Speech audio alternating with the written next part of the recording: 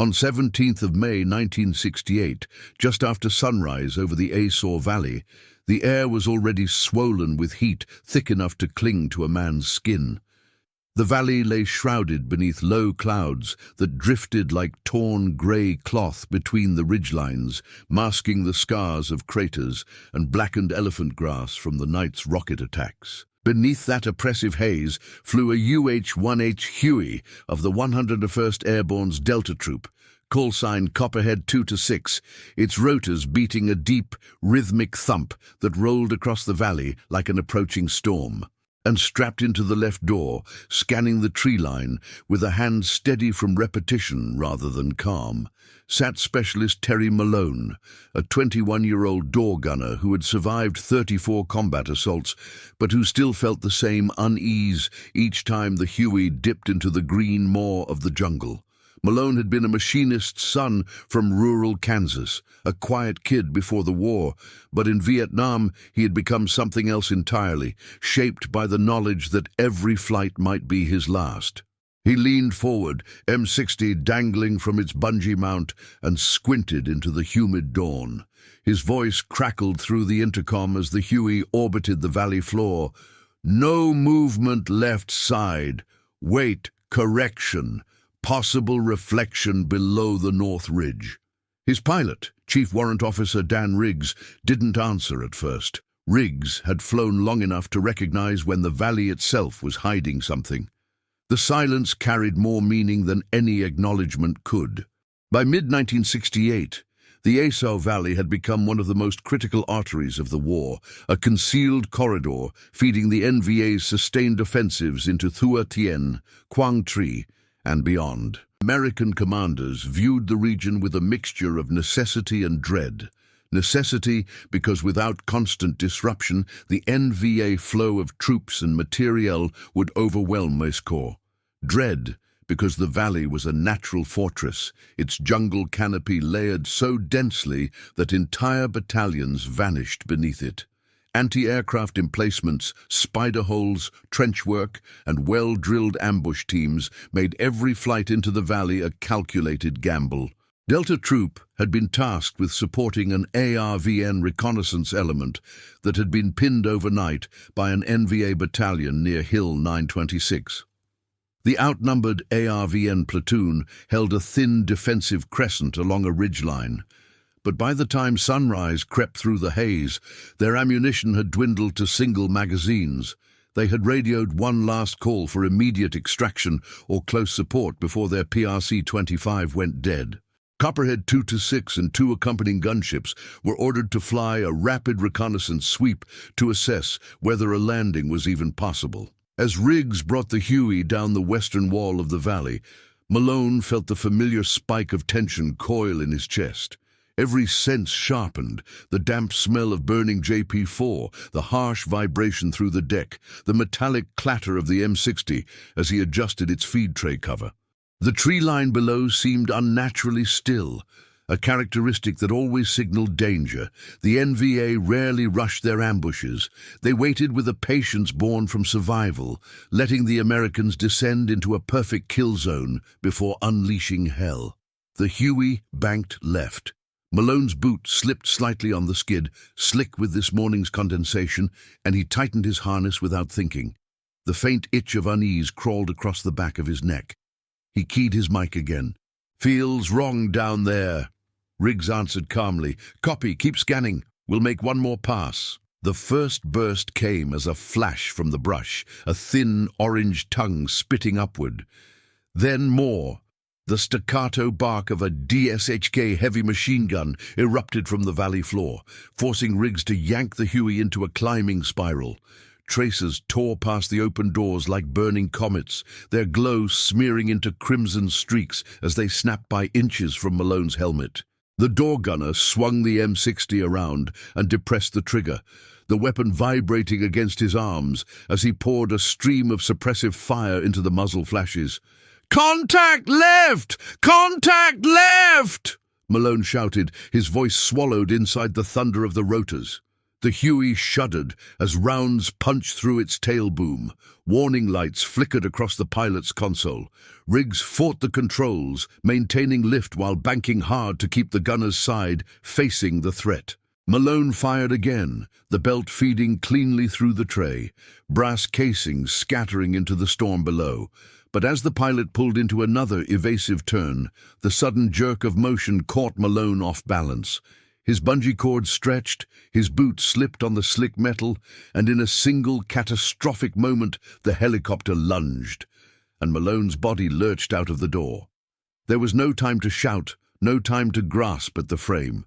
The world inverted. The rotor wash battered him with a wall of wind as his fingertips scraped uselessly across the door edge. His harness buckle, which he had loosened minutes earlier to lean out for a clearer line of fire, snapped free against the violent force.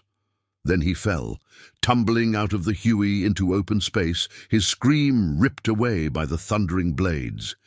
He plunged through humid air, thick with smoke. Gravity seized him, dragging him toward the churning jungle canopy that opened beneath him like a broken mosaic of green shards. Malone crashed through the upper branches, each impact slamming his limbs, twisting his spine, tearing cloth and skin. A final branch broke his fall before it too snapped, sending him crashing into the undergrowth below. The breath was knocked from his lungs, a white-hot shock flooding his ribs. Above him, Copperhead 2-6 had already pulled into a steep climb, unaware for several seconds that their gunner was gone. The radio chatter filled with confusion. Left guns not responding. Malone, sound off. Malone, do you copy? Riggs tilted the Huey back toward the valley floor, but heavy fire forced him to veer away again. Smoke trailed from the tail boom. They were one solid burst from being shot out of the sky. Malone lay half-conscious on the jungle floor, ears ringing, vision swimming with flecks of light. The forest pressed in around him in a suffocating blur, thick with the sour smell of damp soil and crushed leaves. Somewhere in the distance, he heard the heavy rhythm of small arms fire rolling between the ridges.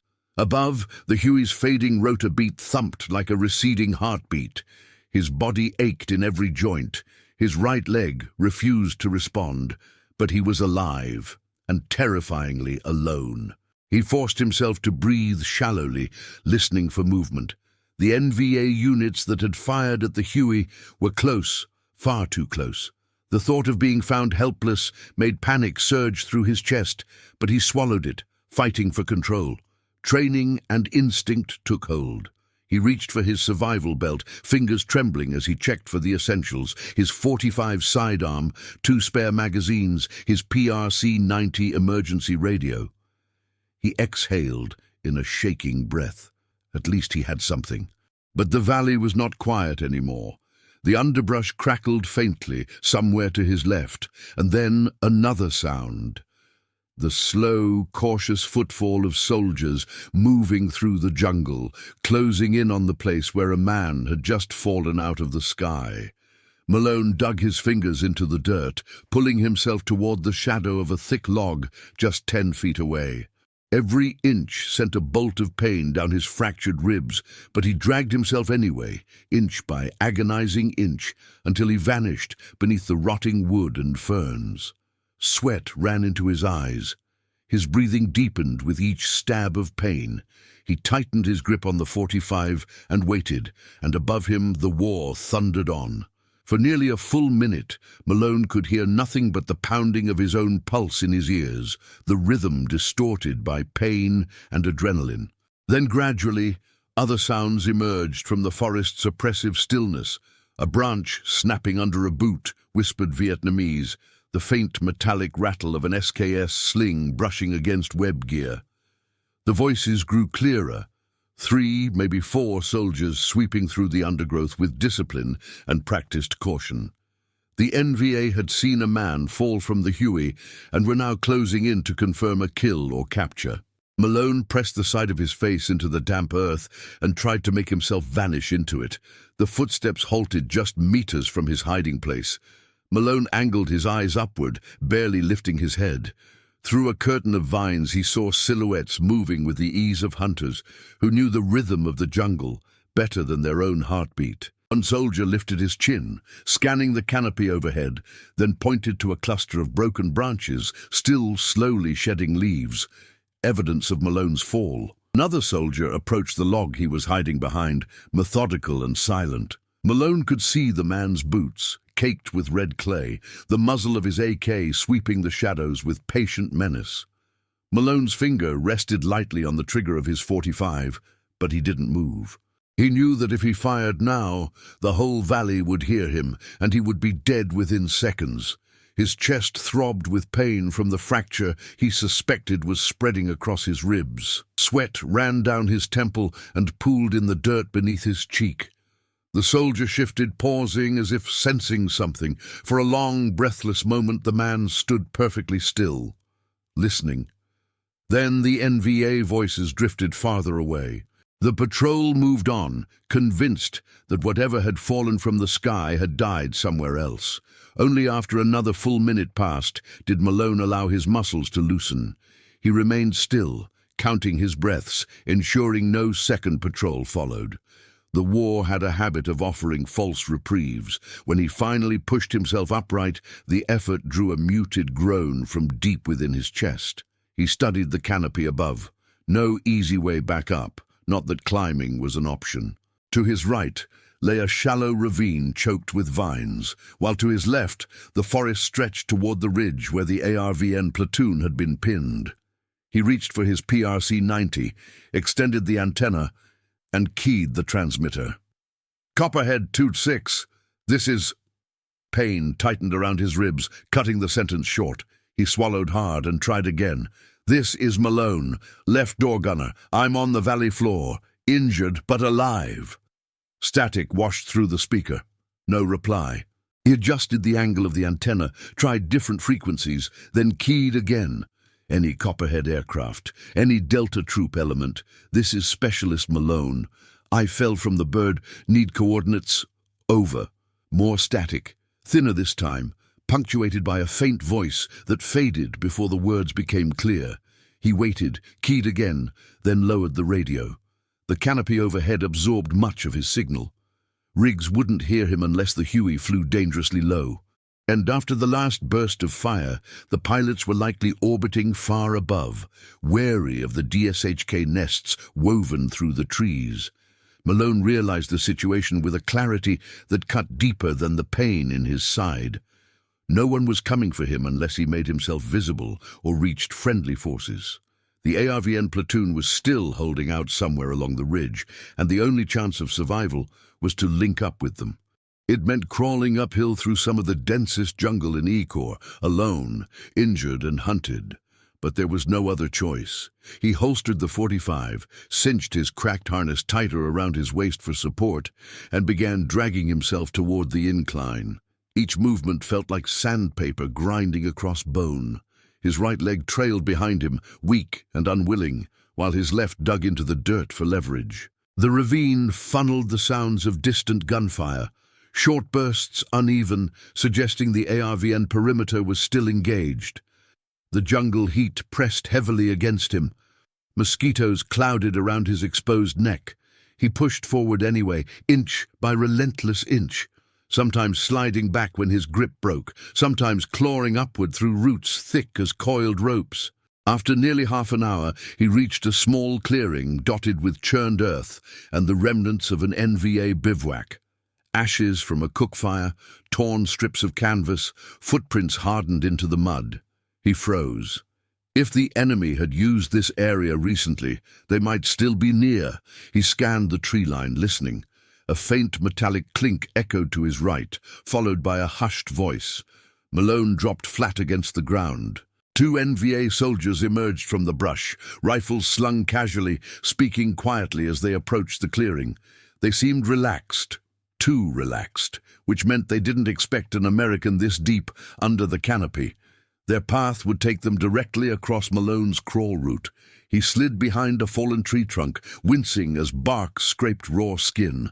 The soldiers stepped into the clearing, one lighting a cigarette with a match that flared briefly in the dim light. Smoke curled upward, carrying the scent of burning paper.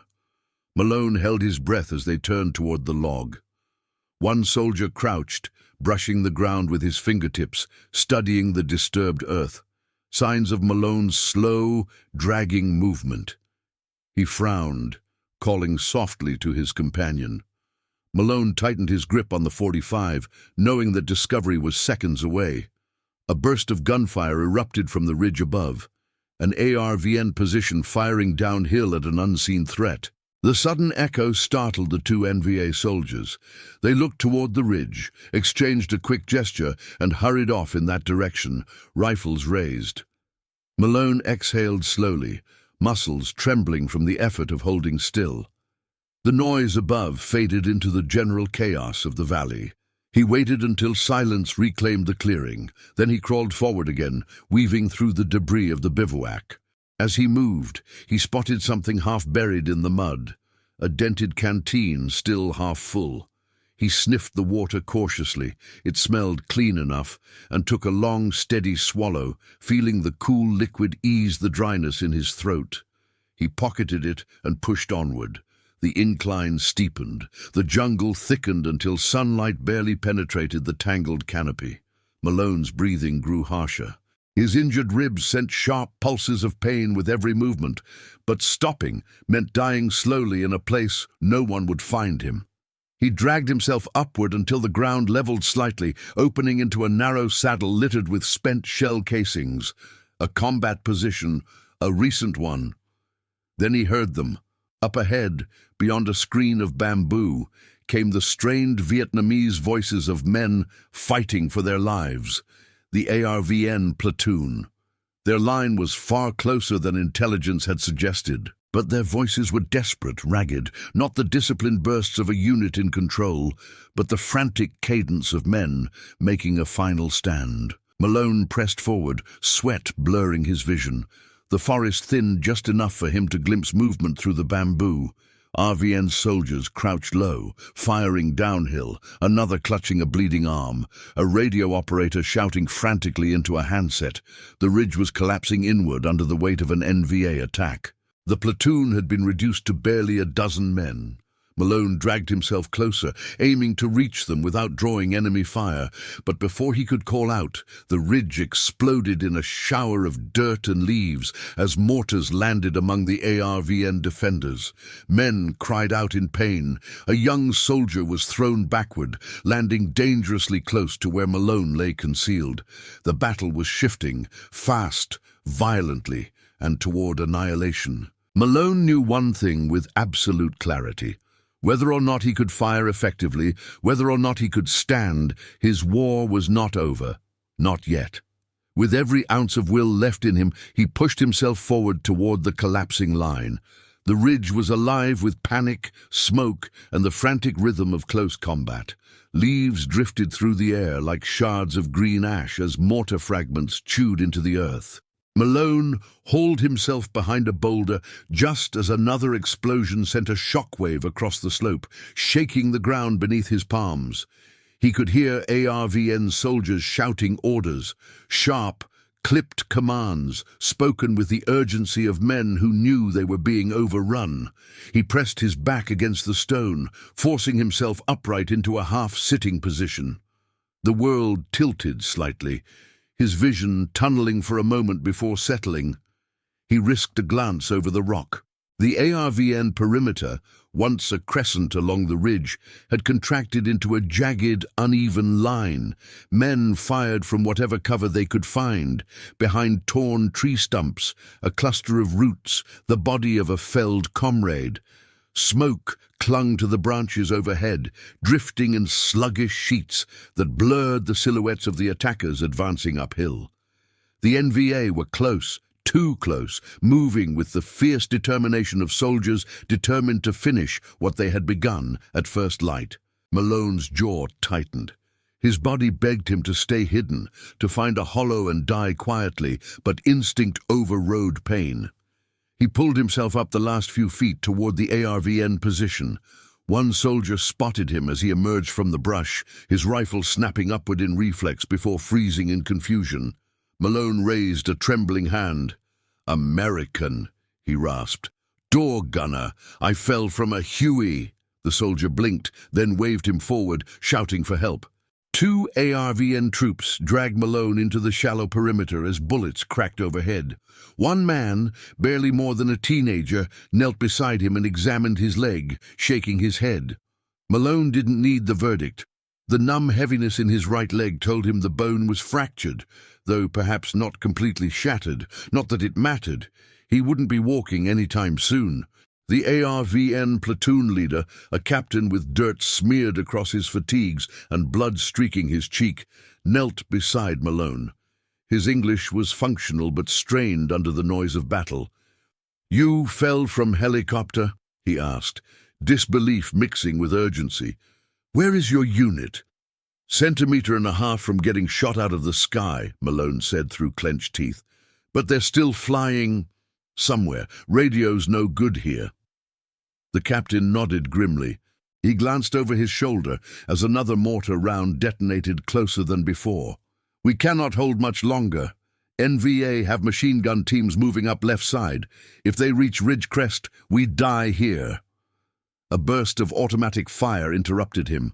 An ARVN soldier near the left flank cried out and collapsed, his rifle skidding across the dirt. The captain snapped an order and two men crawled toward the weakening sector. Malone felt something ignite in his chest, a stubborn, reckless defiance that refused to let the ridge fall while he still breathed. "Give me a weapon," Malone said. The captain hesitated, looking at the broken leg, the blood-stained uniform, the sweat-soaked face of the man who had fallen from the sky. Then he nodded. "We need every gun." One soldier handed Malone an M2 carbine, light enough for him to manage from a seated position. Malone checked the magazine, racked the bolt, and dragged himself to a position behind a splintered tree stump. He braced the barrel across a root, forced his breathing into a slow rhythm, and sighted down the hill. The enemy was advancing in disciplined bounds, using the terrain with uncanny skill. 3 soldiers darted from one cluster of rocks to another, while others laid suppressive fire from deeper in the foliage. A machine gun team maneuvered between 2 fallen trunks, the glint of the PKM's barrel unmistakable even through the smoke. Malone sighted on the gunner. The carbine bucked softly in his hands as he fired 2 quick shots. The first missed, but the second snapped the gunner's head back. The loader scrambled for cover, dragging the PKM with him. Malone fired again, forcing the man prone. It wasn't a kill, but it slowed the advance, giving the ARVN another precious few seconds. The captain shouted something in Vietnamese and tossed a grenade down the slope. The explosion scattered the enemy team, buying even more space. Malone felt a surge of adrenaline as the platoon recognized that they were no longer alone. The presence of an American, injured or not, brought a psychological lift none of them could express aloud. Another explosion rocked the ridge, showering Malone with dirt. A fragment tore a line across his forearm, but he barely felt it. He fired again, then again, his vision narrowing to the simple, brutal rhythm of aim and squeeze. The carbine spat brass casings that tinkled across the roots around him. Above them, a Huey's distant thump emerged from the haze. Malone froze, listening. Was it Copperhead 2-6? Another bird? Or an NVA decoy tactic, the sound of rotors recorded and played through hidden speakers to confuse American troops? The jungle had ways of twisting sound into lies. A second later, the radio operator shouted, "Helicopter! American helicopter!" He pointed toward a break in the canopy. The faint outline of a rotor disc carved the grey sky, descending cautiously. The Huey circled, avoiding the invisible threat of heavy machine gun fire hidden in the valley. Malone keyed his PRC-90 again. "Copperhead, this is Malone. I'm on the ridge with the ARVN platoon. We're pinned. Need gunships. Need anything you can give us." At first, only static responded. Then came a familiar voice, distant but distinct. "Malone, this is Riggs. Jesus, Terry, we thought you were gone. I'm bringing the bird around. Hold tight. Gunships inbound." Malone let the radio fall to his lap, breath catching in relief. But the battle was far from over. The NVA, sensing the extraction attempt, surged forward with renewed aggression. Grenades arced through the air. Bullets tore into the ridge, forcing ARVN soldiers to press against the earth. One explosion erupted just yards from Malone, sending him sprawling. His ears rang, and for several seconds he could hear nothing but a high-pitched whine. When his vision steadied, he realized the left flank had collapsed entirely. Only 2 ARVN soldiers remained upright, firing in short, desperate bursts. The NVA were within 30 meters now, silhouettes weaving between trees. Malone tried to lift the carbine again, but his arms trembled. Another figure appeared beside him, the young ARVN soldier who had helped him earlier. Without a word, the boy shoved an extra magazine into Malone's hand and then sprinted toward the collapsing flank, shouting a battle cry that cracked with terror and courage in equal measure. Malone slammed the fresh magazine into the carbine and fired until the bolt locked back on an empty chamber. He reached for another magazine, found none, and instead drew his .45. The pistol felt absurdly small against the tidal wave of enemy soldiers climbing the ridge. Then the sky split with the deafening roar of miniguns. A pair of UH-1H Cobras swept over the ridge like metallic predators, their rotors shredding the smoky air. Streams of 7.62 rounds cut through the canopy, shredding the NVA's advancing line. The hillside erupted in sparks, dust, and shattered branches. Malone watched as the enemy ranks staggered, broke, and scattered into the forest. The ARVN platoon sagged in sudden, exhausted relief. The captain shouted for them to regroup and prepare for extraction. The Huey descended carefully toward an improvised landing zone, an angled patch of shattered brush barely large enough for the skids. Men scrambled toward it. Malone looked at the helicopter, then at his useless leg. Crawling that distance, over open ground while the enemy recovered, seemed impossible. The captain knelt beside him. "We carry you," he said simply. But before he could gesture for help, fresh gunfire erupted downhill. The NVA weren't done, and the extraction window was closing fast. The ridge began to collapse into chaos again as the Cobras banked away to rearm for another pass. Their departure left a sudden, terrible quiet, broken only by ragged breathing and the crack of sporadic rifle fire. Malone could feel the shift, an almost physical tightening in the air. The NVA were regrouping, and the lull was nothing more than the inhale before another charge. The Huey hovered just above the broken tree line, its rotors clawing at the smoke. The pilot was fighting to keep the aircraft steady on the uneven slope, the skids scraping against branches that refused to flatten. The ARVN soldiers hurried toward the landing zone, half dragging their wounded, stumbling over roots and debris. The platoon leader barked sharp orders, prioritizing the injured. He gestured again at Malone. "We take you now," he insisted. Malone shook his head. "You'll never carry me that far before they hit you again. Get your men on the bird." The captain grabbed Malone's shoulder. "You are soldier. We don't leave soldiers." Another crack echoed through the trees, and bark exploded near the captain's head. The NVA had found a new angle on the ridge, and rifle rounds began tearing into the brush behind them. ARVN soldiers dove for the ground as a fresh volley rained down. Malone could see the truth written in every movement around him. The next enemy push would come before he made it to the helicopter. The ARVN could die trying to carry a broken American through open fire, or they could live to fight another day. "You take your men," Malone said, forcing the words out. "I'll hold the left. Buy you time." The captain stared at him, disbelief overshadowed by the grim recognition of a battlefield equation no one wanted to solve. After a long moment, he nodded once, slow, heavy, resolute. He shouted orders down the ridge, and the ARVN platoon surged toward the waiting Huey.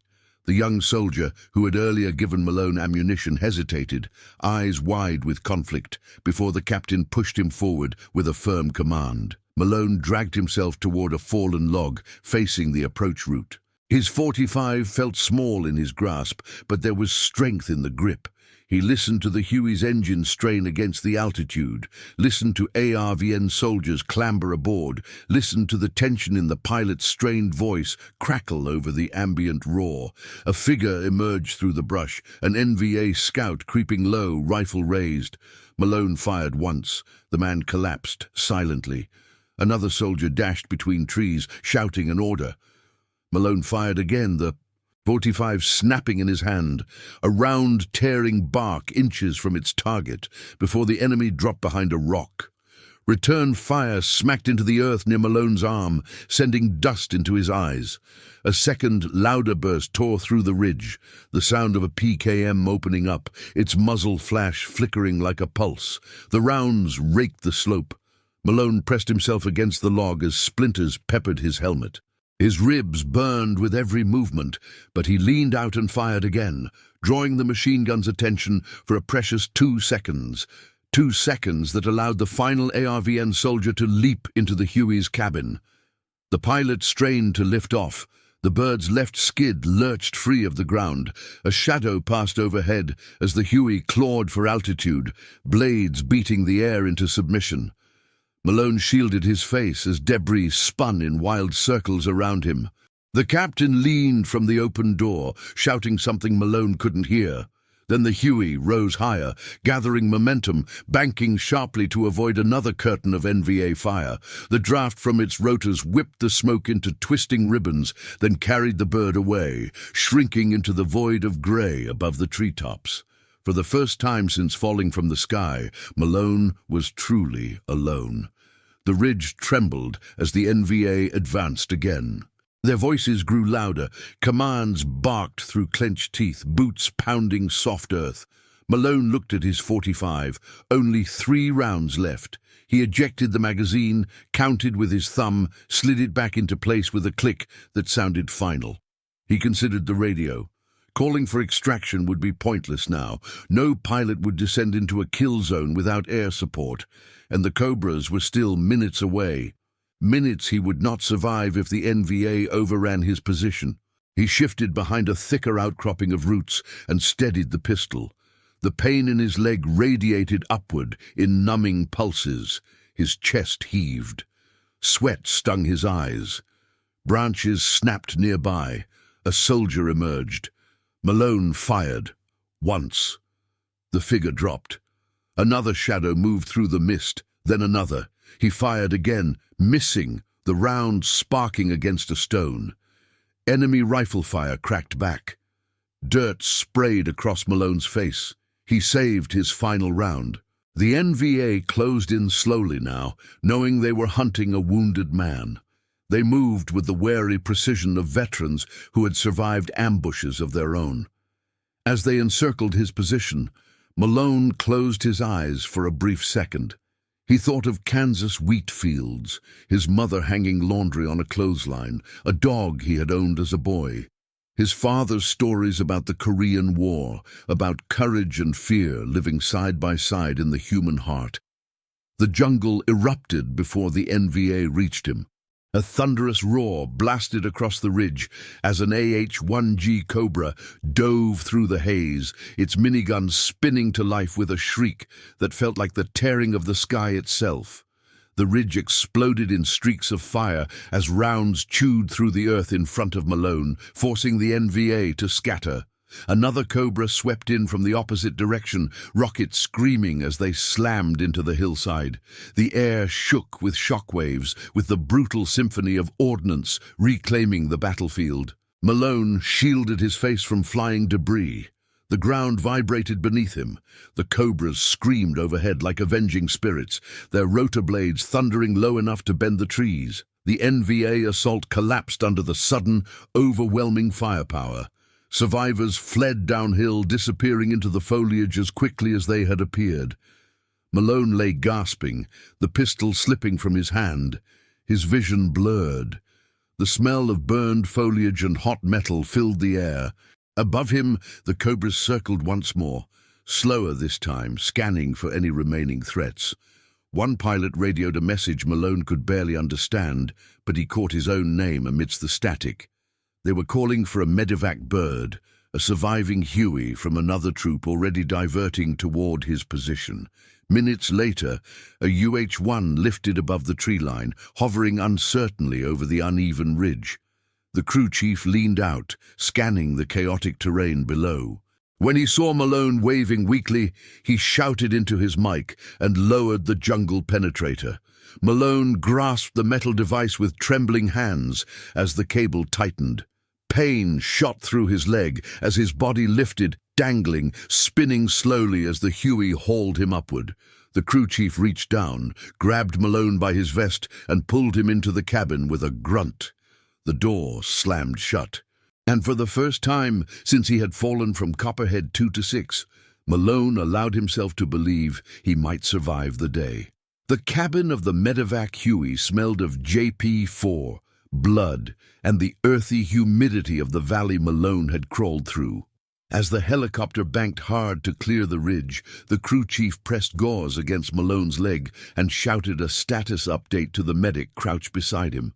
Malone couldn't make out the words over the roar of the engine, but he could see the tension in the crew chief's jaw, the urgency with which the medic checked his pulse. The world pitched and swayed around him, the ceiling lights flashing across his eyes in rhythmic bursts that made him feel briefly weightless. Below, the jungle receded into a blurred green ocean broken by swirls of smoke rising from the battle. The Cobras continued to orbit the ridge, ensuring no final volley could reach the fragile medevac bird as it climbed toward open sky. Malone tried to track them, but his head dipped forward and the cabin began to fade into an indistinct wash of color. The medic tapped his cheek sharply, forcing Malone's eyes open for another few moments. A saline line dripped into his arm. The cold liquid steadied him, if only a little. As the Huey cleared the last ridge, radio chatter filled the cockpit. The medic lifted his headset, listening, then leaned toward Malone. "They're talking about you, kid. Whole troop can't believe you're alive." Malone tried to smile, but the effort sent a sting of pain up his ribs. He settled instead for a slow exhale. The dizziness intensified. He could feel consciousness slipping, not violently but gently, the way a tired swimmer surrenders to the tide. The medic squeezed his shoulder. "Stay with me until we land," he urged. Malone didn't know if he nodded or only imagined it, but the helicopter eventually dipped toward a clearing beside a forward aid station, kicking up red dust as it descended. The skids touched ground with a thump, and the crew rushed to offload Malone. He was lifted onto a stretcher, carried across the clearing, and taken inside a medical tent where fans hummed loudly but did little to fight the heat. Doctors and corpsmen moved with efficiency, honed by months of casualties. They cut Malone's trousers, examined the fractures, monitored his breathing. He drifted in and out of awareness, catching fragments of conversation. Multiple contusions, possible pneumothorax, stabilize for transport to Da Nang. Night rolled in while he lay beneath the canvas roof, drifting between pain and morphine-light dreams. Somewhere outside, rocket fire crackled faintly in the distance, a grim reminder that the war did not pause for any individual, not even for a man who had fallen from a helicopter and clawed his way back into the fight. When the morning sun rose, painting the tent walls a diffuse amber, a doctor touched Malone's shoulder. "You made it," the man said softly. "You're lucky to be alive. We'll get you home soon." Lucky. The word felt strange. It seemed too small for what had happened, too casual for the raw animal effort of dragging himself up a ridge through gunfire, too light for the memory of the ARVN soldiers who had fought beside him, some of whom had not survived the night. But Malone accepted it with a slow blink. Over the next 2 days, he was flown first to Da Nang, then to Clark Air Base in the Philippines, and finally to a hospital in Japan. Surgeons repaired his leg and treated his shattered ribs. Weeks passed in a haze of rehabilitation, pain medication, and drifting memories of the valley. He learned from a visiting officer that the ARVN platoon he had helped support had been successfully extracted and had resumed operations after regrouping. The captain had sent a message through liaison channels honoring Malone's actions. "He fought like one of our own," the message read. "He did not abandon us, even when he could not stand." Riggs, the pilot of Copperhead 2-6, wrote to Malone as well. His letter was brief, but carried the weight of a deep bond formed in violence. "I still don't understand how you survived that fall," he wrote. "But I knew, the moment we lost you from the bird, that you wouldn't quit down there. None of us did. You're the toughest son of a gun I've ever flown with." The Army later conducted a formal review of the incident, noting the extraordinary circumstances. The fall from the Huey was estimated at nearly 70 feet through dense canopy, an impact that should have killed him. His actions on the ground were recognized as having directly contributed to the survival of the ARVN platoon. For this, he received the Silver Star. The citation described exceptional courage under extreme duress, though Malone would always feel the wording barely scratched the surface. When he finally returned to the United States, he spent months in rehabilitation. His leg healed, though never perfectly.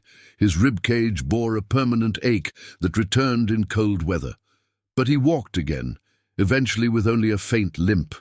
Friends and strangers asked about the medals on his uniform, assuming the story behind them was grander than the truth. Malone never corrected them. He knew that survival was often less about glory and more about stubbornness, timing, and the inexplicable will to move one more inch. After discharge, he returned to Kansas, working for years as a mechanic in a quiet town that knew little about A Shau Valley except the fragments he shared sparingly. He married, raised children, built a modest life. But some nights, he found himself waking in darkness, the deep thump of phantom rotor blades echoing in his memory, the scent of wet earth vivid enough to make him reach for the .45 he no longer kept beside his bed. As the decades passed, small details of that day faded, the exact curve of the ridge, the precise pitch of the NVA rifle fire, but the essentials remained unchanged. He remembered the ARVN soldier who had risked his life to hand him an ammunition magazine. He remembered the captain's refusal to leave him behind. And he remembered the crushing weight of fear on the forest floor, followed by the surge of something stronger, something that allowed him to crawl, fight, and survive in a place designed to swallow men whole. Historians later reflected on the incident as an example of the Vietnam War's brutal unpredictability. A conflict where a door gunner could fall from the sky and still find himself thrust into the center of a ground battle minutes later. A war where survival often depended on improvisation, instinct, and the kind of desperate courage that left permanent marks on the men who displayed it. Malone rarely spoke publicly about the event, but when he did, he described it in the simplest terms. "I didn't have a choice. I was down there alone. Either I crawled toward the fight, or the fight came to me. And once it found me, I wasn't going to die laying down." His story lived on, in aviation circles, and among the veterans who fought in I Corps. Younger soldiers heard it during training, an unofficial lesson about resilience and the unpredictable nature of combat. Malone's fall, his crawl, and his stubborn refusal to be erased by the jungle became a quiet legend, shared not with fanfare but with respect. In the end, Malone understood something the war had taught many before him. Survival is not heroic. It is raw, painful, and often terrifying. But in the rare moments when it aligns with purpose, when one man's endurance helps others live, it becomes something worth remembering. And so, as the years carried him further from the valley, he accepted the memory for what it was. A day of fear, of loss, of impossible decisions, and above all, of perseverance. In stories like his, the Vietnam War reveals its deepest truth, not the politics, not the strategies, but the human will that flickers even in the darkest places. Thank you for watching this story. If Malone's journey moved you, consider subscribing to the channel for more untold accounts of the Vietnam War, and share this documentary with someone who values remembering the men who fought there. Your support helps us keep these stories alive.